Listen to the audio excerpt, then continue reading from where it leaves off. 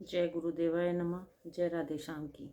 आज हम आपको सुख सागर से दूसरे स्कंद का चौथा अध्याय आपको सुनाएंगे। सूत जी द्वारा भगवान के गुणों का वर्णन। शौनक जी के इस प्रकार पूछने पर सूत जी ने कहा, हे महात्मन, राजा परीक्षित ने भी वही प्रश्न सुखदेव जी से किया था जो आज यहाँ आप लोग मुझसे पूछ रहे हैं। उस समय राजा परीक्षित मृत्यु भाव को प्राप्त हो रहे थे। इससे वे सबसे रहित होकर श्री विष्णु जी में ध्यान लगाए हुए बड़ी तन्मयता से आत्मभाव को प्राप्त हो रहे थे। इससे उन्होंने सुखदेव जी से कहा, हे ब्राह्मण, आपका कथन आपका श्रेष्ठ है, क्योंकि आपके द्वारा कही हुई विष्णु की कथा को सुनने से मेरा ज्ञान नष्ट हो जा रहा है। अतः अब मैं आपसे पूछता हूँ कि भगवान अपनी माया से इस संसार को कैसे रचते हैं। फिर यह कहिए कि वह सर्वशक्तिमान ईश्वर किस शक्ति से ब्राह्मणदिकों का रूप धारण कर सबकी रक्षा और संहार करते हैं। हे ब्राह्मण, मुझे तो ऐसा जान पड़ता है कि भगवान की लीला को विद्वान भी नहीं जान पाते, किंतु वह एक ईश्वर ब्रह्मादिक अवतारों से कर्मों को करता हुआ किस प्रकार एक ही बार या कर्म से प्राकृतिक के बहुत से गुणों को ग्रहण करता है।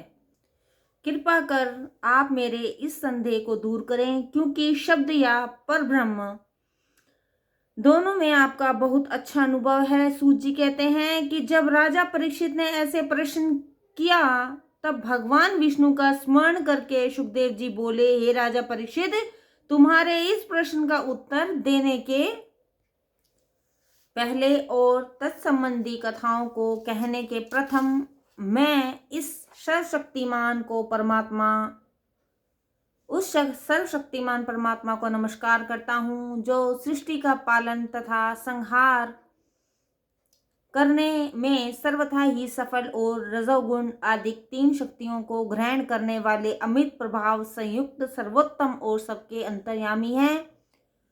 वह परमात्मा सब धर्मात्माओं के दुख दूर करता और अधर्मियों का नाश करता है। वह अपने संसक्त भक्तों का परम पालक और भक्तहीनों के न जानने योग्य तथा परमहंस आश्रम में स्थित मनुष्यों को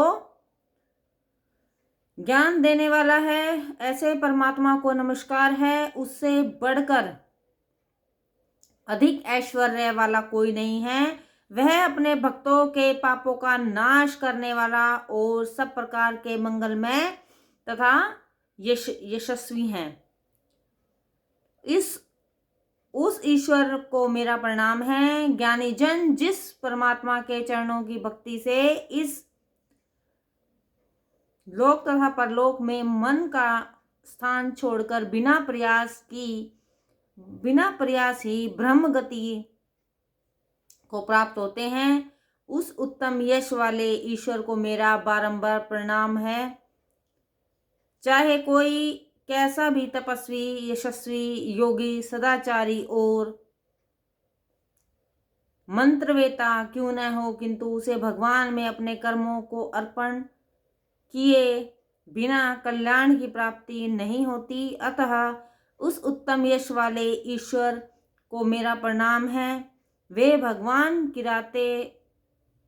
किरातो, हूणो, अंध्रो, पुलिंदो, चांडालो, अहिरो, कंको और खस आदि यवनों तथा पापियों का भी उद्धार करने वाले और परम पवित्र हैं। उस प्रभु को मेरा प्रणाम है। वह ईश्वर उपासना के योग्य, धर्ममय तथा तपोमय है।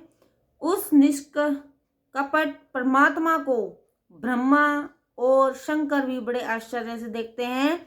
वह भगवान मेरे ऊपर प्रसन्न होवे, जो ईश्वर सज्जनों का स्वामी का विपत्तियों में रक्षक, विष्णु विषयों और देवताओं के आदिश्वर हैं, जो लक्ष्मीपति, यज्ञपति और बुद्धिपति हैं वे भगवान हमारे ऊपर प्रसन्न होवें, जिनकी कृपा से निर्मल बुद्धि द्वारा विद्वान लोग आत्म तत्व को देखते हैं, जिसे लोग अपनी बुद्धि मन वाणी से अगोचर कहते हैं। वे मुकुंद भगवान मेरे ऊपर प्रसन्न होवें। उन भगवान की महिमा अपरंपार है, जो प्रथम कल्प प्रारंभ के पहले ब्रह्मा के हृदय में सृष्टि का विषय आरंभ करने वाले 16 तत्वों के प्रेरक होकर सब लक्षणों से युक्त साक्षात वेद स्वरूप हैं, जिस ईश्वर ने ही पृथ्वी आदि की रचना की, जिसने 11 इंद्रियों और 5 महाभूत अपनी कला में प्रेरित किए हैं, वही ईश्वर मेरी वाणी में ऐसी शक्ति भर देवें जिसे सुनकर श्रोतागण मुग्ध हो जावें। फिर मैं उन अमित तेज वाले भगवान वेद व्यास जी को प्रणाम करता हूँ, जिनके मुख कमल से निकले हुए ज्ञान में अमृत को भक्तजन पीते हैं। जय गुरुदेवाय नमः। जय राधे श्याम की।